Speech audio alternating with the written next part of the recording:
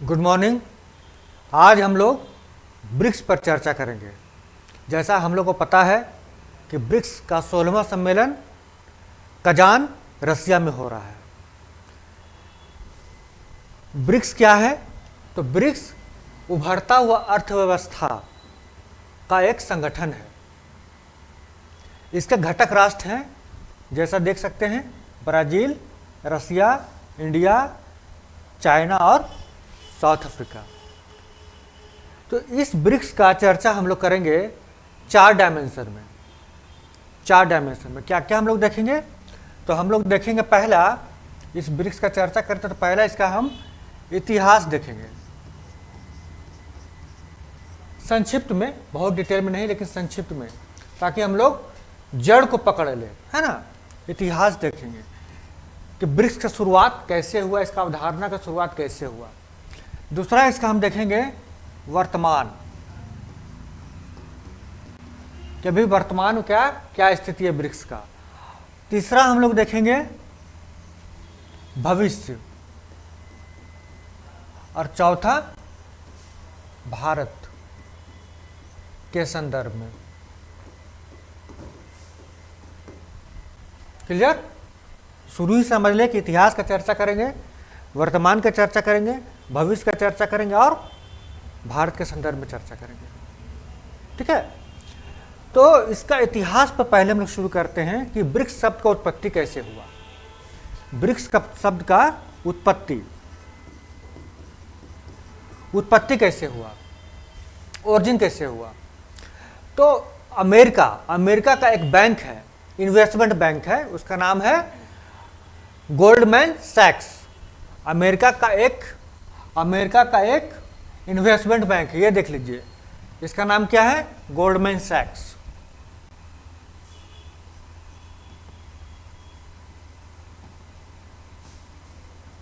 Goldman सैक्स, इसको हिंदी में लिख देते हैं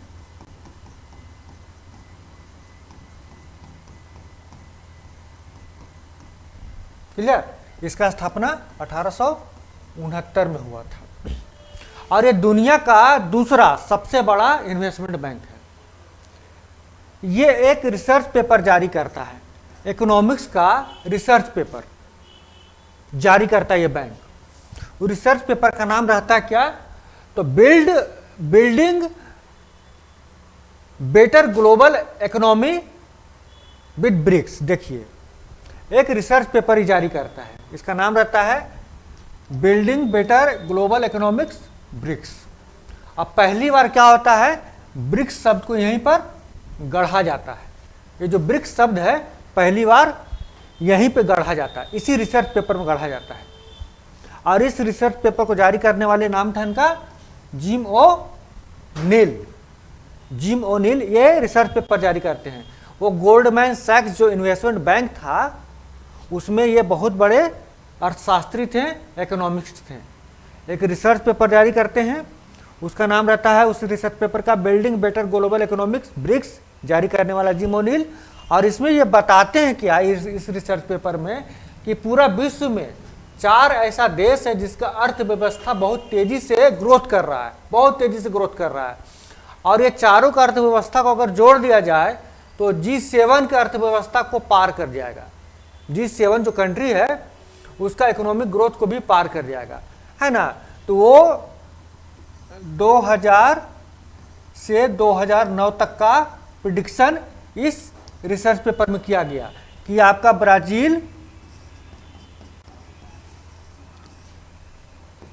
रसिया यानी रूस, इंडिया यानी भारत और चीन का जो अर्थव्यवस्था रहेगा बहुत तेजी से विकसित होगा, इस रिसर्च में कहा गया। और देखा गया सही में क्या कि ऐसा हुआ, है ना। बहुत तेजी से इन चारों देशों का अर्थव्यवस्था तेजी से आगे बढ़ रहा था। जब इन 4 देशों को पता चला इस रिसर्च के पेपर के बारे में, तो फिर लगा कि हम लोग अलग अलग मिलकर काम क्यों करें। अगर हम लोग सब साथ मिलकर काम करते हैं, एक संगठन के रूप में काम करते हैं, तो क्या होगा, हम लोग और बेहतर परफॉर्मेंस कर सकते हैं। विशेषकर इसमें रूस बहुत ज़्यादा उत्साहित था मिलकर काम करने के लिए, क्योंकि रूस जो है ऑलरेडी आप लोग को पता कि यूरोपियन कंट्री से दूरी बना के रखता है, उसका ओपोनेंट है ना। तो उसको लगा कि G7 को हम लोग चुनौती दे सकते हैं अगर हम लोग सब मिलकर साथ मिलकर काम करते हैं। तो यहीं से जो ब्रिक्स कंट्री है, इसका शॉर्ट फॉर्म हो गया ब्राजील, रूस, इंडिया और चीन का जो ब्रिक्स है वो मिलकर काम करने लगा। और 2006 से 2008 के बीच चारों देशों का सम्मेलन होने लगा और चार देश एक दूसरे को अर्थव्यवस्था को विकसित करने में मदद करने लगे। और ये रिसर्च पेपर छपा था 2000 से लेकर 2009 तक का प्रिडिक्शन किया था, भविष्यवाणी किया था कि G7 को भी पार कर जाएगा, और सही में ऐसा हुआ। विशेषकर इंडिया और चाइना के संदर्भ में अगर 2000 से 2009 तक का ग्रोथ देखा जाए, 2000 से 2009 तक का एवरेज ग्रोथ देखा जाए, औसत ग्रोथ देखा जाए, अर्थव्यवस्था का ग्रोथ देखा जाए, तो इंडिया का 6.89 के आसपास और चीन का 10.35% के आसपास ग्रोथ रेट था इकोनॉमिक्स का। ठीक है, ये तो 2009 में जाकर सही बात साबित हो गया। तब चाइना रसिया क्या करता है कि पहली बार रसिया में एक शिखर सम्मेलन आयोजित करता है। पहला शिखर सम्मेलन ब्रिक्स का 2006 से 2008 के बीच में हो रहा था, लेकिन निम्न स्तर पर हो रहा था, है ना। शिखर सम्मेलन मतलब होता क्या है, उस सम्मेलन में राष्ट्र प्रमुख हिस्सा लेंगे। जैसे भारत से पीएम मोदी गए हैं, चाइना से जिनपिंग गए हैं, रूस से पुतिन होंगे, इस तरीका से राष्ट्र प्रमुख होंगे, है ना। तो 2009 में पहला शिखर सम्मेलन आयोजित किया गया। जगह का नाम था एकातेरिनबर्ग। जगह का नाम कहाँ था? एकातेरिनबर्ग। और इस तरह से पहला शिखर सम्मेलन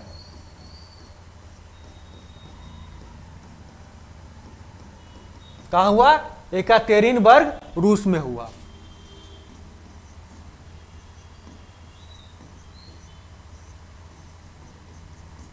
कहाँ? रूस में। क्लियर?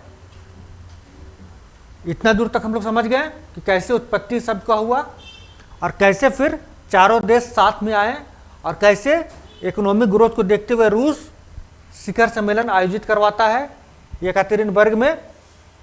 इसके बाद क्या होता है कि जिस शिखर सम्मेलन में एक घोषणा किया जाता है कि 2010 में हम लोग साउथ अफ्रीका को भी शामिल कर लेंगे। तो साउथ अफ्रीका शामिल हो गया, तो ब्रिक जो था अब क्या बन गया? ब्रिक्स बन गया। ब्रिक जो था अब ब्रिक्स बन गया, क्योंकि साउथ अफ्रीका का एस ले लिया गया। ठीक है ना। और एक दूसरे को और तेजी से और मजबूती से मदद करने के लिए एक आर्थिक संस्था का स्थापना किया, वित्तीय संस्था का स्थापना किया। उसका नाम था, ये चारों मिलकर एक वित्तीय संस्था का स्थापना किया, वित्तीय संस्था। वित्तीय संस्था का स्थापना किया, उसका नाम था ब्रिक्स डेवलपमेंट बैंक।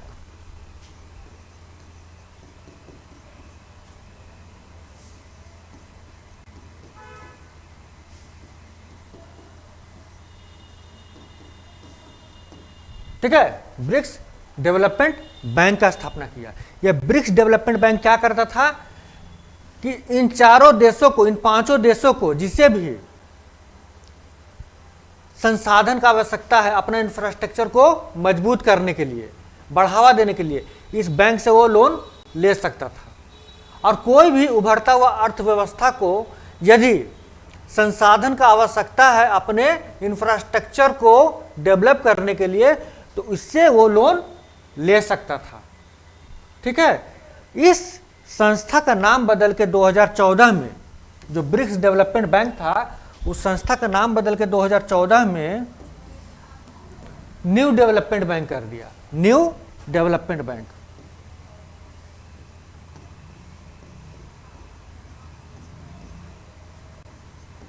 कर दिया, जिसे हम लोग एनडीबी के नाम से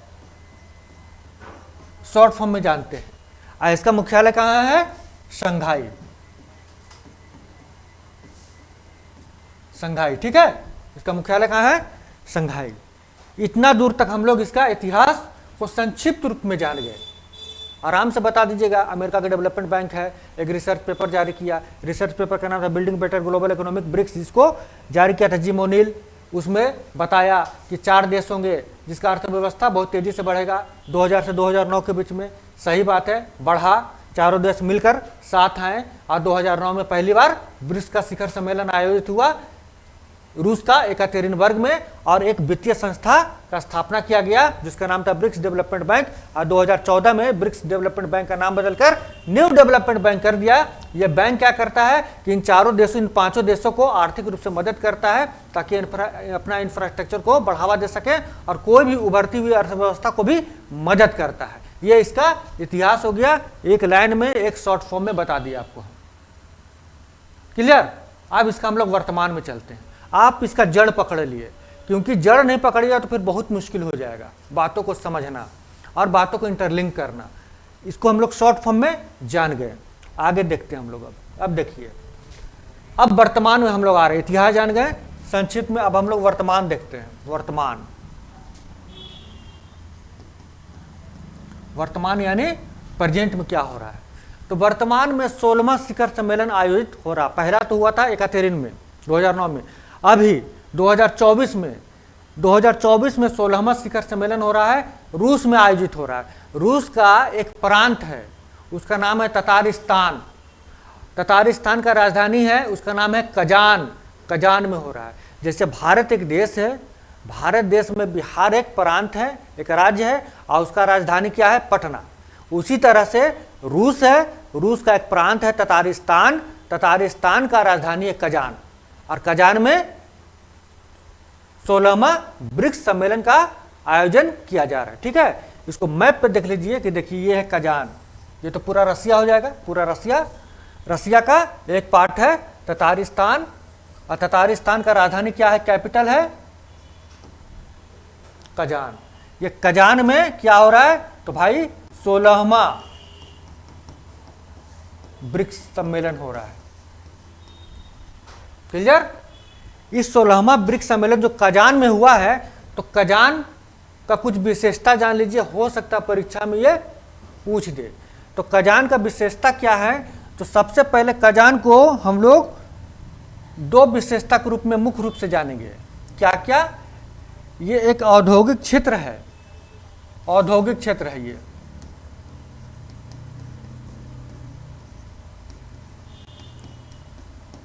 औद्योगिक क्षेत्र किस लिहाज से है, तो यहां पे ट्रक का निर्माण होता है, ट्रक। यहां पर हेलीकॉप्टर का निर्माण होता है, हवाई जहाज का निर्माण होता है, एंड साइंस एंड टेक्नोलॉजी का ये हब है। अब भारत इसका औद्योगिक महत्व को देखते हुए यहाँ एक वाणिज्यिक दूतावास भी खोलना चाहता है, इसका इच्छा रूस के सामने जाहिर किया है। तो यह हो गया औद्योगिक क्षेत्र। दूसरा इसका हो जाएगा क्या, सांस्कृतिक विशेषता, सांस्कृतिक। तो जो कजान है वो आपका वोल्गा नदी और कजांक नदी का संगम स्थल है।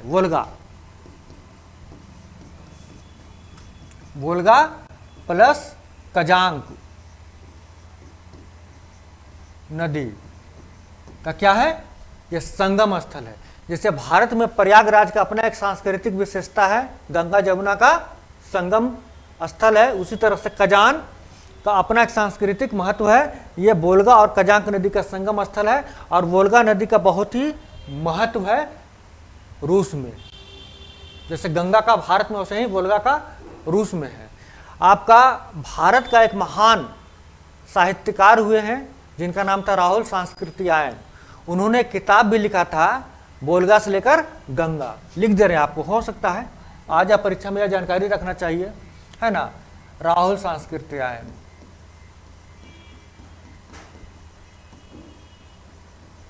किताब का नाम था वोल्गा से गंगा। यह रूस और भारत का एक विशेष संबंध को भी दिखाता है, ठीक है ना। तो तो इसका औद्योगिक क्षेत्र है और इसका सांस्कृतिक विशेषता भी हम लोग जान गए हैं। यहाँ पर हो रहा 16वां ब्रिक में। और देखते क्या कि इस बार 16वां ब्रिक में 5 नए देशों को शामिल किया गया है। 16वां ब्रिक में 5 नए देशों को शामिल किया गया है। वो 5 नए देश देख लीजिए कौन कौन है। तो पहले से तो खैर ईरान, ये रसिया, चाइना, भारत, साउथ अफ्रीका और ब्राजील तो था ही, लाल वाला पहले से था। इस बार जो शामिल किया गया है तो देख लीजिए आपका ईरान हो जाएगा, ये ईरान, दूसरा यूएई, ठीक है, यूएई, तीसरा सऊदी अरबिया है ना, चौथा इजिप्ट, पांचवा इथोपिया है ना, और छठा में अर्जेंटीना को शामिल करना था, लेकिन अर्जेंटीना क्या हो गया, शामिल नहीं हुआ, वो बाहर निकल गया। क्योंकि अर्जेंटीना में नए नए राष्ट्रपति का चयन हुआ, जेवियर उनका नाम है, वो घोर दक्षिणपंथी हैं, है ना, उनका झुकाव यूरोपियन कंट्री की ओर है, और उनका मानना है कि जो ब्रिक्स है वो लेफ्टिस्ट का साम्यवादी संगठन है, हम उसमें शामिल नहीं होंगे। उनका झुकाव पूंजीवाद की ओर है, यूरोपियन कंट्री की ओर है, इसलिए वो अर्जेंटीना शामिल नहीं हुआ। बाकी ये 5 देश शामिल हो गए। तो 5 देश पहले से, 5 देश इस बार शामिल कर दिया गया है, औपचारिक घोषणा कर दिया गया है। और अब ब्रिक्स का टोटल कितने देश हो गए हैं, 10 देश। 5 पहले, 5 इस बार, 10 देश शामिल हो गया है। ठीक है, कोई दिक्कत नहीं। चलिए, ये तो इसका हम लोग वर्तमान घटनाक्रम देख लिए, है ना। इस बार का ब्रिक्स का बहुत ज़्यादा महत्व है, क्योंकि रूस और यूक्रेन का वार चल रहा है, ईरान इजराइल का वार चल रहा है।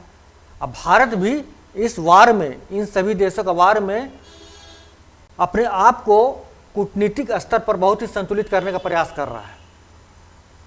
तो 16वां ब्रिक्स सम्मेलन बड़ा इंपॉर्टेंट हुआ है, ठीक है ना। इस बार भारत और चाइना ब्रिक्स को सफल बनाने के लिए अपना एलएसी का जो झंझट चल रहा था, विवाद चल रहा था, उसको भी सॉल्व कर लिया है ना, ठीक है।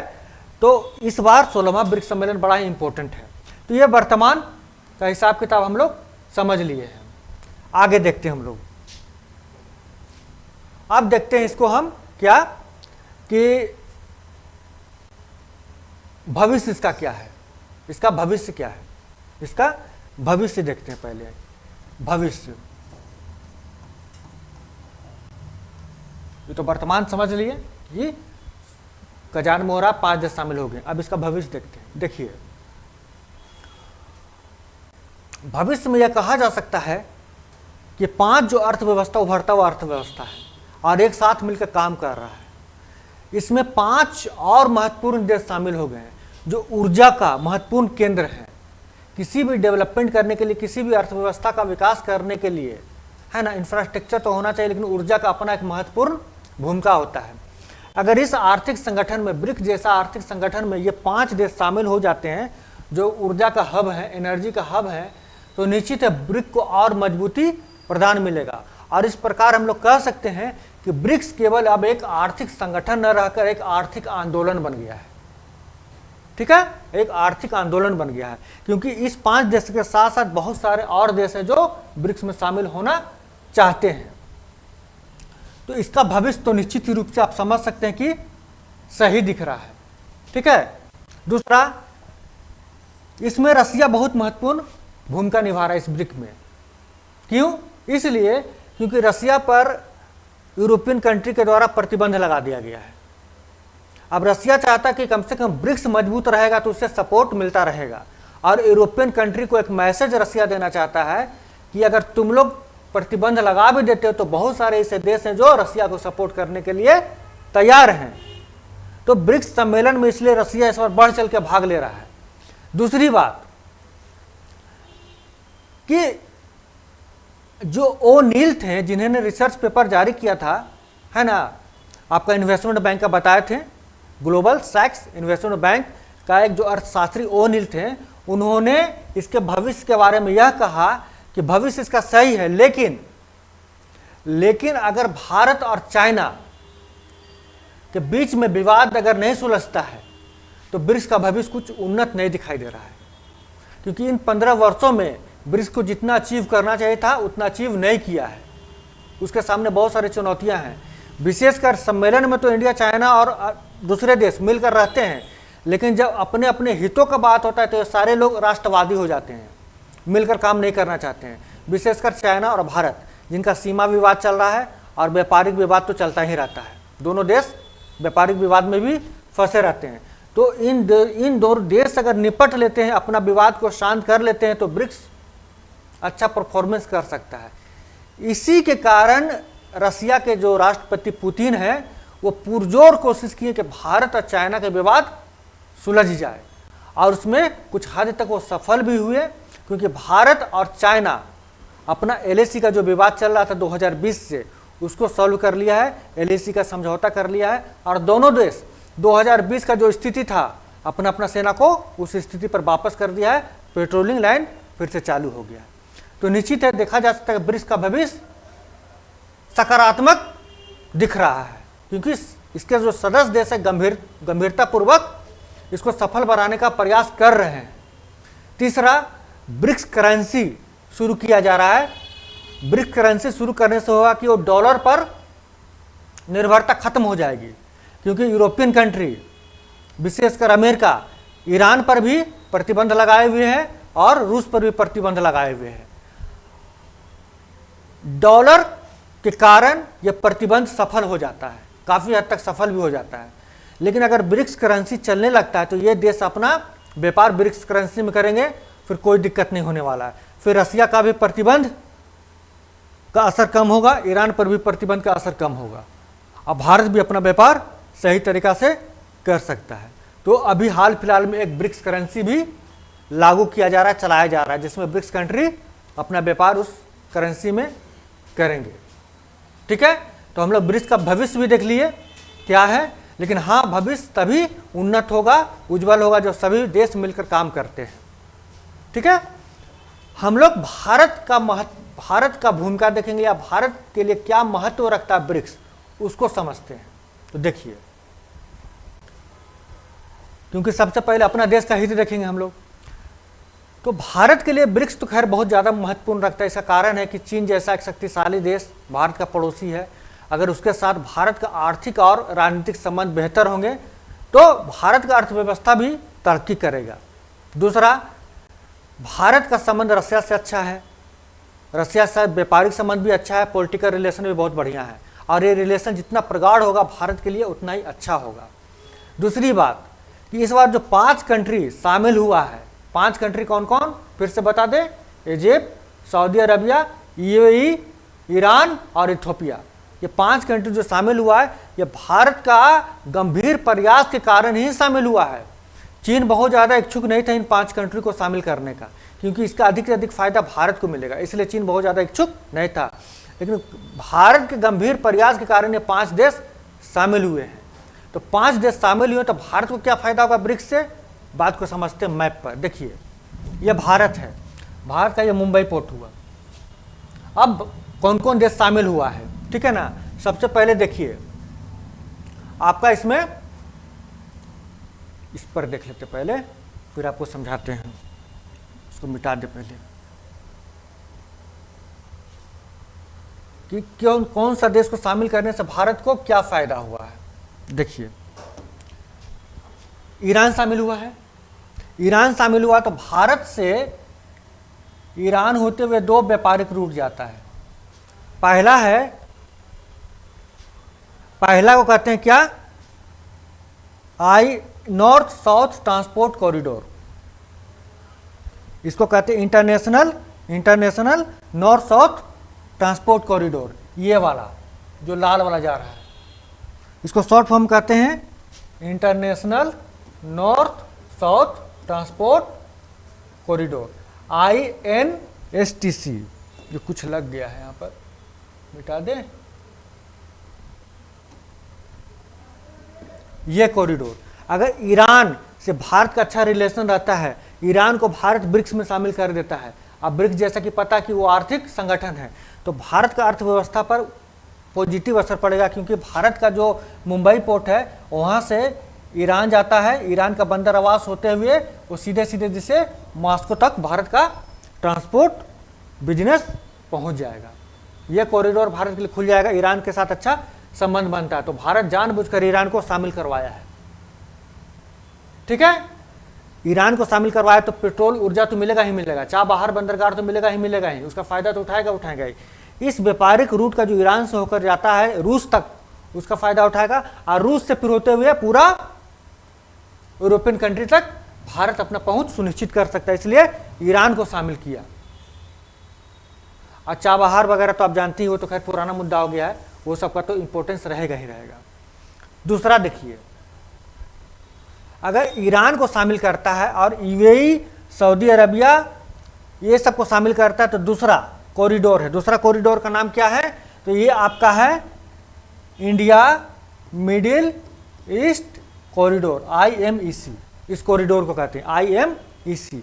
इस कॉरिडोर से होते हुए वही मुंबई से चालू होता है और पूरा ईरान का गल्फ ऑफ, ये आपका जो पर्शियन गल्फ होते हुए, पूरा मिडिल ईस्ट होते हुए, इजराइल होते हुए आपका पूरा यूरोपियन कंट्री पहुंच जाएगा। तो भारत के लिए व्यापारिक रूट के लिए बहुत ही इंपॉर्टेंट है ये 5 देश।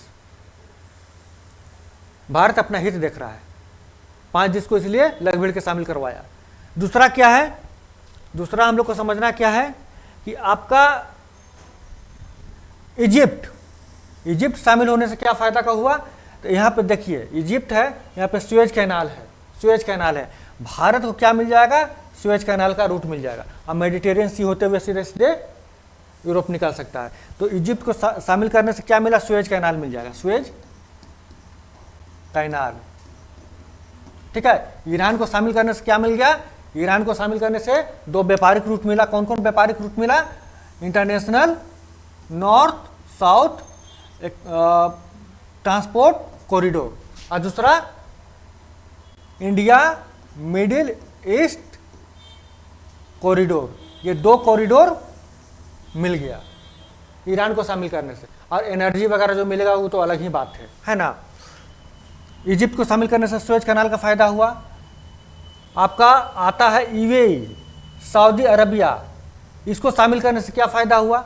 इसको शामिल करने से फायदा हुआ एनर्जी का स्रोत है, ये मुख्य स्रोत है, भारत को फायदा होगा। इथियोपिया को शामिल करने से क्या फायदा होगा?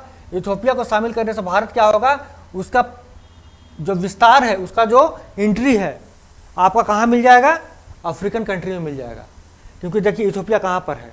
इथियोपिया जस्ट यहाँ पर, यहाँ से उसको सीधे सीधे एंट्री मिल जाएगा, एकदम बॉर्डर पर है, यहाँ से इसको एंट्री मिल जाएगा अफ्रीका में जाने का, व्यापार करने का। तो भारत बहुत सोच समझकर इन 5 देशों को अपना शामिल किया है। तो भारत के लिए तो बड़ा फायदामंद है। तो इस तरीके से देखते जो 5 देश शामिल हुआ वो भारत के लिए बड़ा ही लाभदायक है, कॉरिडोर के मामले में, व्यापार के मामले में और एनर्जी के मामले में, ठीक है। तो इस तरह से आज हम लोगों ने ब्रिक्स का इतिहास भी समझा, वर्तमान भी समझा, उसका भविष्य भी समझा, और भारत के संदर्भ में ब्रिक्स का क्या महत्व है उसको भी समझने का प्रयास किया। तो आज के लिए बस इतना ही। हम लोग फिर मिलेंगे एक नए वीडियो के साथ, तब तक के लिए नमस्कार।